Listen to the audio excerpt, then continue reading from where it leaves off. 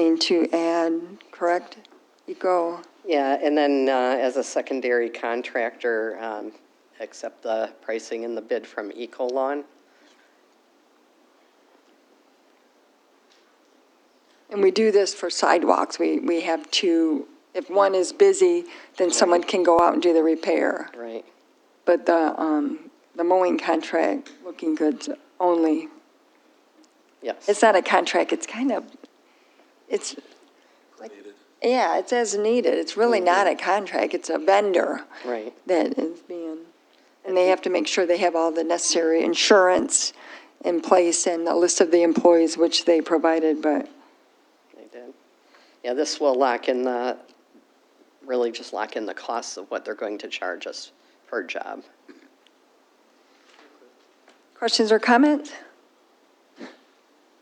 Hearing none, all in favor? Aye. Opposed? Motion carries. Thank you. Thank you, Belinda. At this time, we can have public comments. You go to the microphone and give your name and let us know if you're a township resident or not. We'd appreciate it. Are there any public comments? Jeremy Haley, resident. I just want to thank you for the time you've been putting in on the data center with U of M and stuff. I know there's a lot that's been put into it. And for about the part where they want to do kind of thermonuclear war games, warfare stuff, just go back to the 1983 film War Games with Matthew Broderick. And the computer they had called Whopper then, that had only figured out how that to play the game is not to play, because they just had it play tic-tac-toe enough, and it figured out you always hand it a stalemate, so there's no way to win. That's kind of the same thing that they're going to be doing there. And if you watch the movie, it's the early days of dial-up in 1982 that they showed in that movie before it actually came out 8 years later. It's kind of cool. But there is going to be economic harm to the township because I've already heard from other people who I know, who they know in the township, and they said they're already thinking about selling now. And when they do sell, they're probably not going to go for the highest price. They're probably just going to sell for the price that they can get it and get out. And that's going to be detrimental to the township even more so. And if it does get in place, that's just going to go on a faster pace, and people are just going to sell for whatever they can and just get out. So, Thank you. Last thing is the street sweeper came by. It did a great job for the people who actually cleaned the leaves out prior to winter and letting them sit all winter in the curb. Those curbs look excellent, awesome.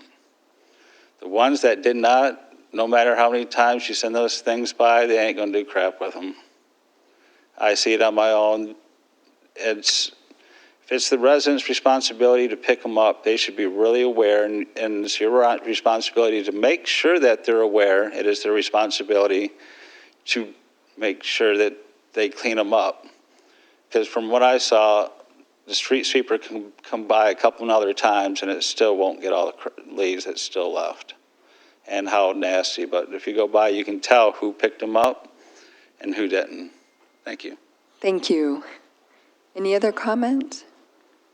Hearing none, under other business, this was an emergency issue that arose last Friday. Saturday, they came out and did a actual videotape of the repairs of the boat ramp, and it has collapsed. We had roundtable meeting with John and his staff, Michael Sarin, Matt, and Attorney Winters, and the full-time officials. We have a quote for a repair to this, and it's $479,000 to do it. We've met, and Giovanna Neal has, our accounting director, spoken to our auditor and used the capital outlay under the police services budget because we have a marine patrol that must be out there, and we have to have emergency access for police and fire and rescue teams if someone is drowning in the lake. Right now, it is closed. Our residents can't launch their boats there, and neither can any of our emergency responders. We did look at the team. They looked at Lakeshore, who had a launch, and their ramp has separated just like ours has, and therefore they're not using that. And that is literally the only access onto Ford Lake. And Attorney Winters agrees that it is an emergency. Giovanna Neal, our county director, agrees from a financial standpoint. It's emergency and liability on the township. So we're sorry to bring this up, but it literally just occurred.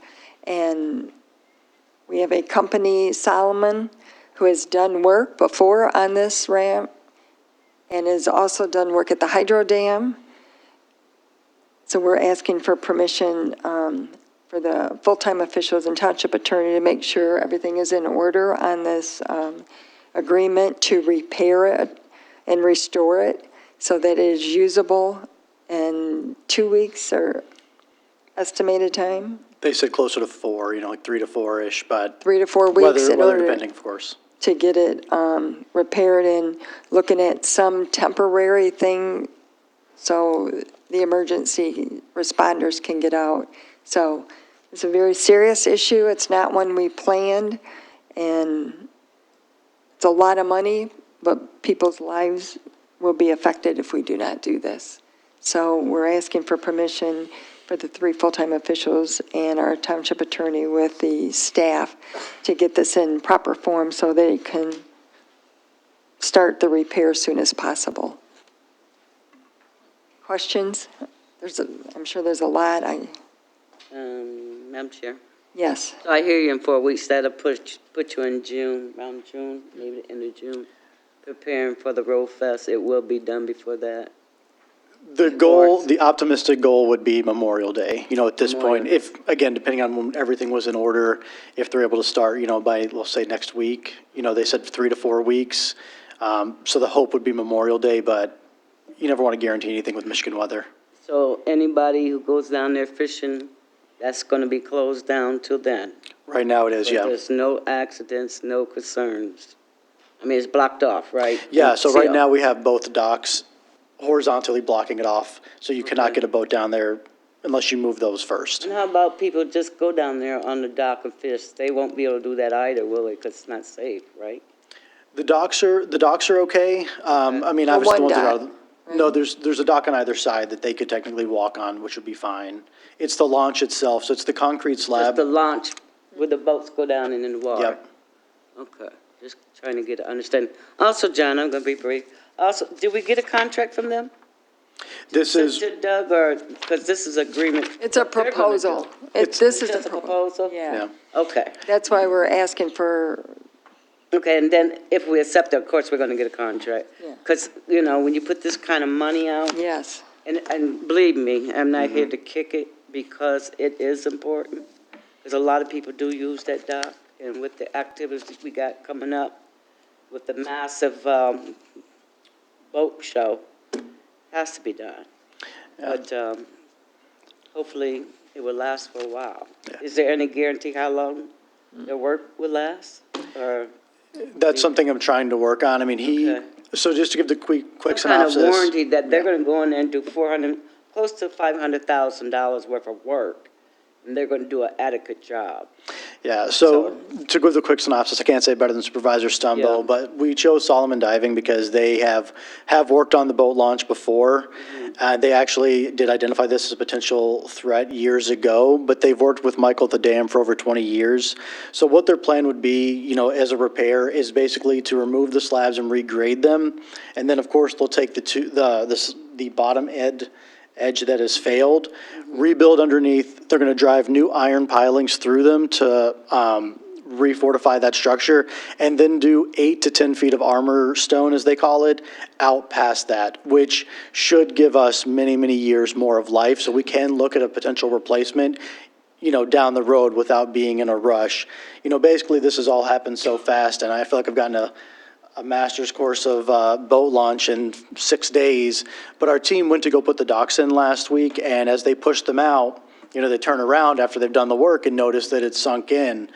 So Solomon again was contacted because they did video this back in 2021 after a boat trailer got its axle ripped off, and they came out, videotaped it on Saturday, and just noticed that due to the continued boat washing where it's taken the stone from underneath the slabs that were already just hanging, whether it just be from the weather, from just the amount of use, or some potential heavy boats that we'll need to have some follow-up engineers give us a size limit in the future, but the heavy use pushed it over and just cracked it off from the edge. So if you were to take a trailer down there now, it's going to get hung up and it's going to cause a lot of damage to the trailer and the boat. Thank you very much. Good questions, and there will be performance bonds, liability insurance, and everything that Doug will make sure that they have. This is, I don't even know what to say. No one expected this to happen, and Take care of it. we have to take care of it, yeah, and our residents who have boats in storage need to get them in Ford Lake as well, and they do this every year, and they do it about this time of year, but right now we can't. There's no way to get in safely without damaging their boat, and so we're trying to figure out how to accommodate our residents as well, but primarily, we need to make sure that our first responders and public health and safety has got to get this as soon as possible. And I did- Michael Sarin did say that a shorter boat could go from Bridge Road. So he reached out to the Marine Division and to see, make sure that they can actually have access temporarily there in order to accommodate if there's anyone that is in distress or something happens, yeah.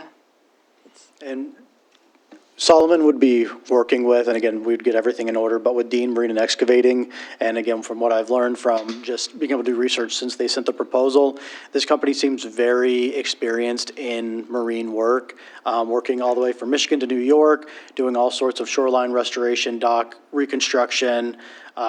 Their list of actual things they do is quite expansive beyond that, but as far as we need, they've done this on a much larger scale than what we would need, so it should be something very straightforward for them.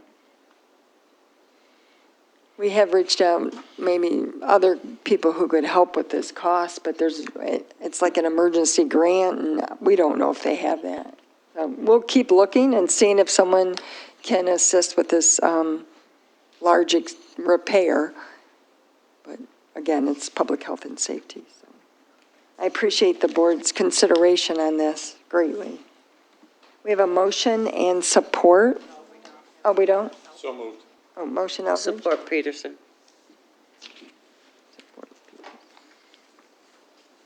All in favor? Aye. Opposed? Motion carries. Thank you very much, John and team. There are board member comments? Motion to adjourn? So moved. Support. Motion Eldridge, support Thornton to adjourn at 7:46. Thank you. Oh, got to go. All in favor? Aye. Opposed? Meeting adjourned.